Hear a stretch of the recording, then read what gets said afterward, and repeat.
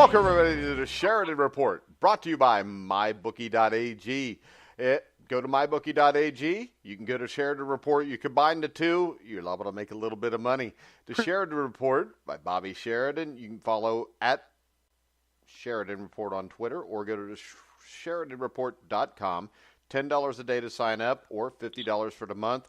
You can parlay that, as they would say in gambling terms. Go over to mybookie.ag, which you can go through by clicking on the banner at the top of the gruelingtruth.net page and get a cashback bonus of 50% up to $1,000. So if you put $2,000 in, you get $1,000 extra on there.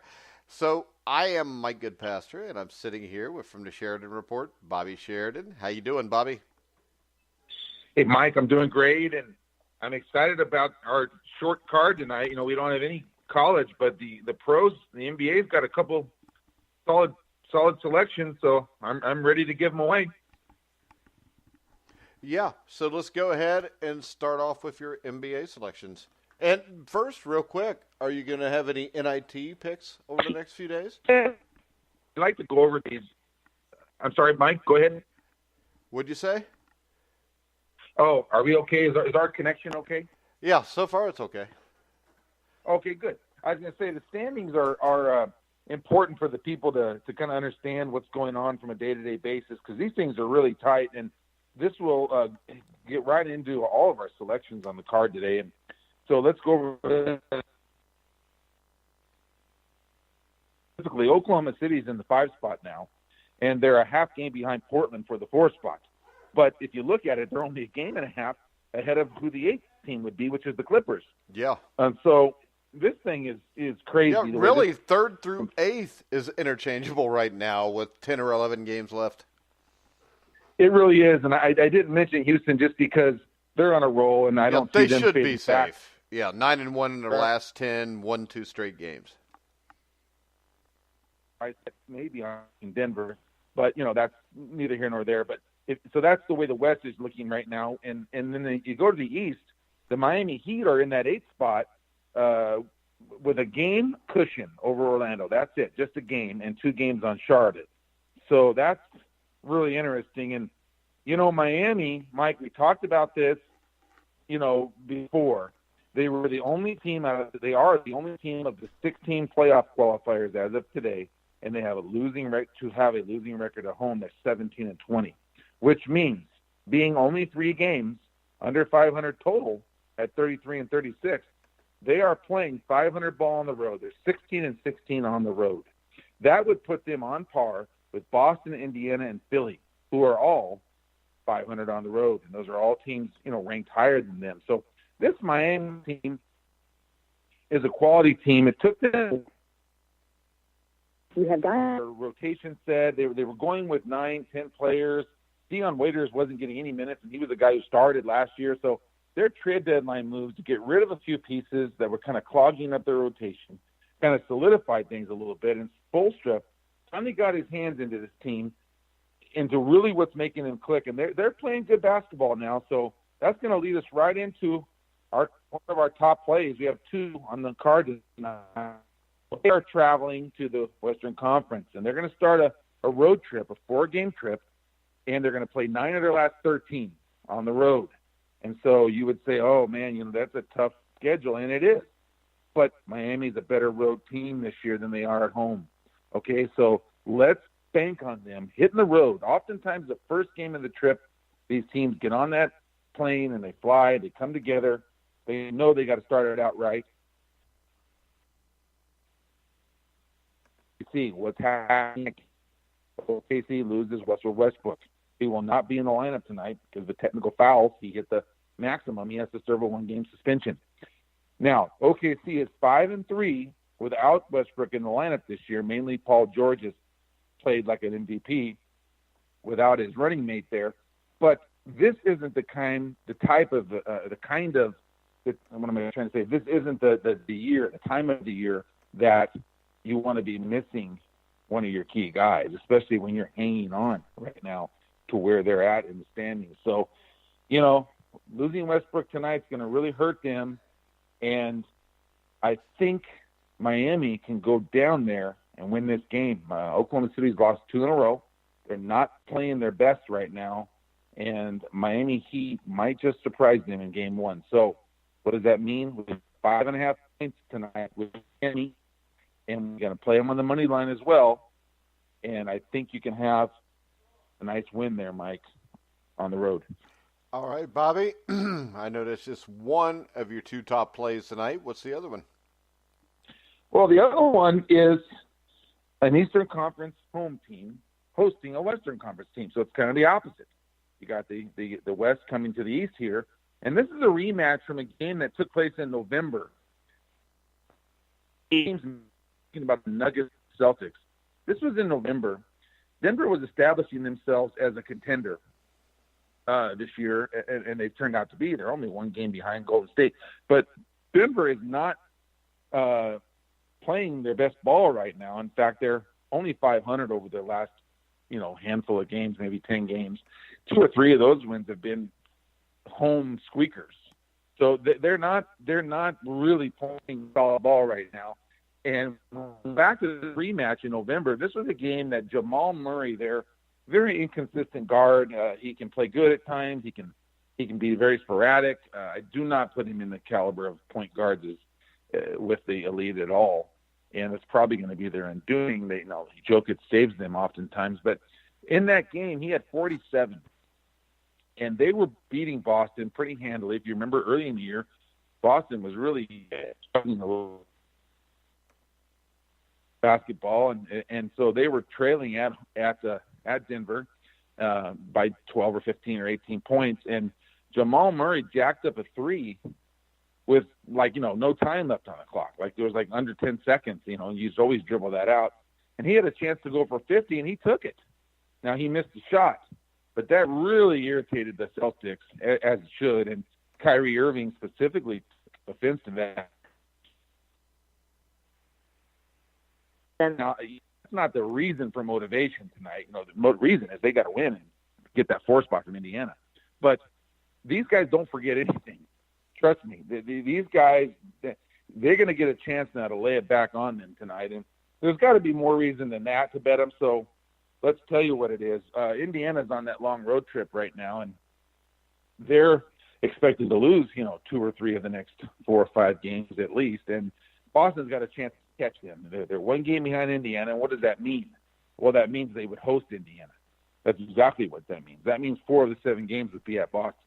Yeah. So they want to catch them, Mike, and they're probably going to, just because Indiana, who I love. I mean, that team plays hard. They play defense. They're well coached. They do everything right, but they're going on a killer schedule right now on the road.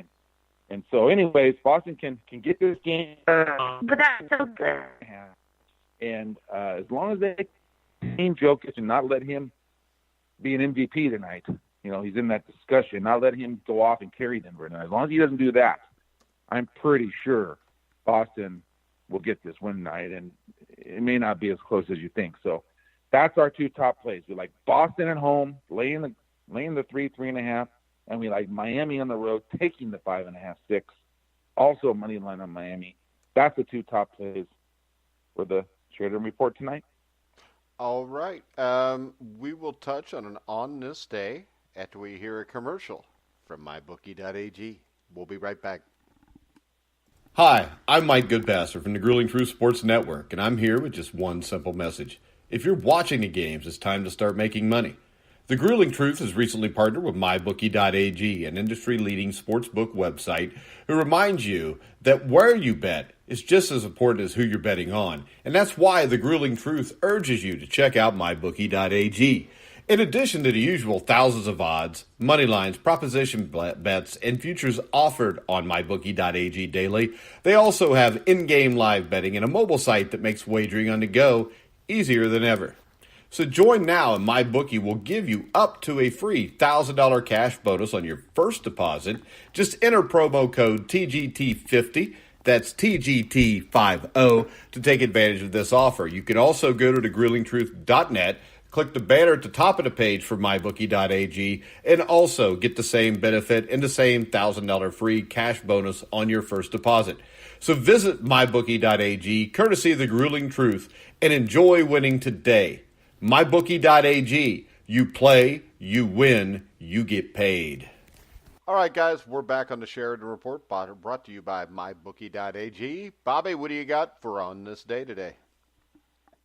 On this day, Mike, any chance I get to talk boxing with you is a treat for me, and I'm sure it is for the fans. And so I like to, whenever we have a boxing and we're talking, I like to bring it up. So this is 1991. We're again going to Mike Tyson, and this was the day that he beat Razor-Ruddock in the 7th round. It doesn't mention that it was a title fight, or it doesn't mention really against, and it just says Mike Tyson beats Razor-Ruddock in the 7th round, 1991. Yeah, and it wasn't a title fight because February 11th, 1990, of course, in Tokyo, Japan, Mike Tyson was upset by James Buster Douglas. After that fight, they had to kind of rebuild Tyson's image, and he started off by beating Henry Tillman, who he'd knocked out in the first round. Look at that. My wife be calling during the show. What's up with that, Bobby? I don't know. She knows I'm on the show, too. I gave her some money to go buy some stuff. Why is she bugging me, Bobby? But he beats Henry Tillman. Usually when I give my girlfriend money, it works good. I know. It usually works for me, too. Well, that means she probably wants even more money. But I ain't got it, so that's fine. But he beats Henry Tillman, who, of course, was in the 1984 Olympics. He was a gold medalist. He knocked him out in a round. He comes back and he knocks out undefeated. Well, he wasn't undefeated because he lost to, I think, Evander Holyfield. But Alex Stewart, who was at the time, I think, 26-1 with 26 knockouts. He knocks him out in a round.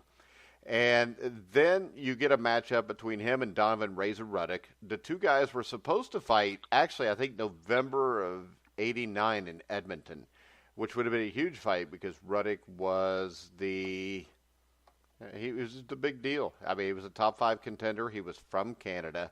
Actually, Tyson pulled out of that fight because he had something wrong with him. I don't know, chlamydia or an STD of some sort, I'm sure.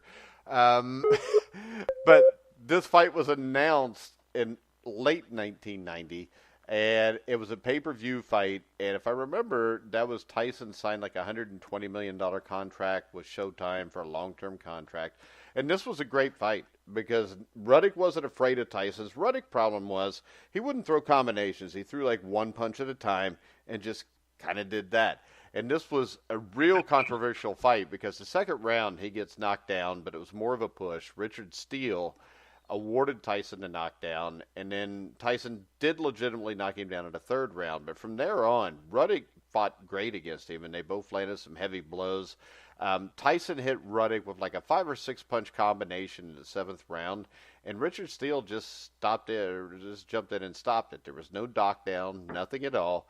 Ruddock seemed like he was fine, and Steele just came between him and stopped the fight. And Richard Steele is the guy who a year before had jumped in with the Julio Cesar Chavez Meldrick Taylor fight and stopped it with 5 seconds left. Taylor was in trouble after getting knocked down by Chavez. But I think the big connection here was Chavez and Tyson were both Don King fighters. So you get a little bit extra when you're a Don King fighter. Oh, man.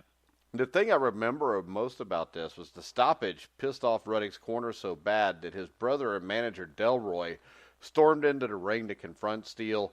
Tyson's trainer, Richie Giacchetti, attempted to restrain Ruddock's brother. A huge fight ensues, and basically they had to bring in all the security to break up the scuffle and get Steele to safety. They actually would have another pay-per-view fight like a year later, or maybe 4 or 5 months. I know it was, I'm not exactly sure when the rematch was, but the rematch was another, hardly fought fight. And Tyson won the decision. It was actually a close fight. The decision will look like it was a 5 or 6 point difference. But once again, when you're the Don King fighter, you get the benefit of the doubt. And in that fight, I think Ruddock had like 3 or 4 points deducted from him for whether it was headbutts, holding, or elbows, some bullshit. But Don King got to protect the investment. So Tyson won the second fight there, and then shortly after that, he goes to jail for raping Desiree Washington. Then he gets out, and Evander Holyfield kicks his ass. And that's the end of that story. Wow. The interesting thing is this. If you look at the scorecards, and this is Don King again, the scorecards of Buster Douglas and Mike Tyson, actually at the time Tyson was knocked out, he was winning by a point on 2 cards. And he got his ass kicked that entire fight. And in the Holyfield fight later on in 96, where Holyfield stops him in the 11th round, the fight was actually a split decision at the time that Holyfield knocked him out. So if Douglas or Holyfield would have let those fights get to the decision, I'm pretty sure Don King would have made sure his fighter won. Yeah. It's everything that you've taught me about that time. Just was that Don King, not only was he a piece of shit, but he pretty much owned everything in terms of he had everybody in his pocket. Yeah, he had most of them. His problem was he didn't have Holyfield in his pocket. He didn't have Lennox Lewis in his pocket. And both of those guys were just better than Mike Tyson. And I don't care what anybody says. Those guys beat Mike Tyson when they're all 12 years old, 20 years old, 30 years older today because Lewis and Holyfield weren't afraid. I mean, Mike Tyson said something that was telling. He was in an interview with Michael Rappaport, who does a sports podcast. Michael Rappaport's an idiot, doesn't know shit, just says a bunch of controversial stuff to get people to listen to him. And the thing about that is he's on there and he's talking about Ali Holmes and how Ali took this massive beating because he wanted to win so bad. And he said that's what separated Ali from guys like him because, in Tyson's words, Ali was willing to die for this shit. He said, I was never willing to die for this shit.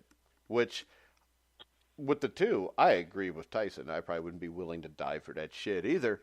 But it tells you what separates guys like Ali and Tyson. Yeah, no doubt. Yeah, Tyson, Mitch, was that boxer was there a Mitch Williams guy that he fought that was kind of a crazy character? Oh, Mitch Blood Green. They fought in 1986. They fought around the middle of the year, and this was actually Tyson had went the distance with James Quick Tillis, either the fight before this or the fight after. Quick Tillis was the guy that had fought Mike Weaver for the heavyweight title in 1980 and got beat. And Tillis actually went the distance with him. It was a close fight. There's people to this day that think Tillis beat Tyson. And then after that, Tyson fights Green, and Green was just in survival mode. But Green was batshit crazy, and he was crazy. And didn't they get into a fight in the street? I mean, and Tyson broke his jaw and his nose and knocked out 5 of his teeth. And Mitch Green was stupid. My favorite one of those was Larry Holmes. Because Larry Holmes, I hate to say anything bad about him since I actually like him, and I texted him happy birthday, and he texted me back thanks. But that means we're best friends. He's a legend on the Legend Show. That means we're best friends, by the way. But he got in a fight. Trevor Berbick, who he beat in 1981 by a 15-round decision. Berbick was nuts, too. And there's a rumor going around that I guess Berbick's wife or girlfriend actually was having an affair with Holmes' wife. And I hate to say this, hopefully Larry ain't listening, but Larry got him in a parking lot and jumped completely over a parked car to punch Trevor Berbick in the mouth, and then he starts kicking him, and they had to break him up. But if you go on YouTube and punch in Holmes Berbick brawl, you'll get this with Larry Holmes, who at the time was older and so was Berbick. Holmes is actually sliding across the top of a car to try to kick the shit out of Trevor Berbick. So, but Larry Holmes is a great guy. And if that story is not true, I apologize, Larry. But I don't think Larry has my address, so I'll be safe. All right, Bobby, you want to give everybody the rundown of where they can find you? Sure, and I also want to let them know that we have a free play today. Well, we have a free play every day that we give out, and it doesn't mean it's not worthy. It's a very nice selection, but it's just a play I like to give out. And, the free play hits at a very high percentage. I think it was 4-3 last week. We lost Saturday and Sunday.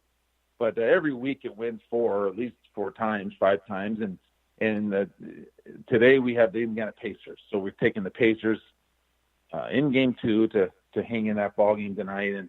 And I like them. And so I wanted to mention that. You can always find that free play on my Twitter at Sheridan Report. I'll post it at some point. And you can always find it earlier, like the night before when I actually do put the report out, usually like between 10 and midnight Pacific. There's a button on there that has the free play, and so it's been on there since last night. That's Indiana Pacers, and that's my website is thesheridanreport.com. So either way, you can get this game for free every day. No purchase is necessary, and that's the Pacers +4 over the Blazers, and that's actually 4.5 now, getting an extra half point. So actually, on MyBookie, you get 5.5 right now. Oh, so it's really gone in the last hour. I don't know if they're different on the two, because I know sometimes there'll be a half point or a point difference. But I know I just bet it, and I think on MyBookie.ag it was 5.5. It was at least 5. Okay, I think what that might mean, oftentimes a point jump like that after some information's come out might mean that McCollum is in the lineup tonight for Portland. He was a little bit questionable, so he's probably being cleared to play. All right. That would be my guess. That's okay. All right, guys. So hopefully we'll be back tomorrow. We will be back, maybe. We got to figure out how to work around the NCAA tournament. So I think we'll be able to figure that out. So we should be good to go tomorrow. It just may be slightly later. We might be doing it from the NCAA tournament, but that's fine too. Remember to check out Bobby Sheridan at Sheridan Report or the SheridanReport.com on the internet.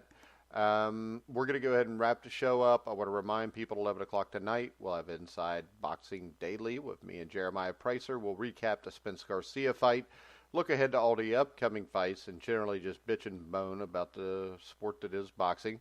So we're going to wrap it up right now. Remember to check out MyBookie.ag. Click the banner at the top of the page. Get a 50% cash bonus. So we're going to wrap it up.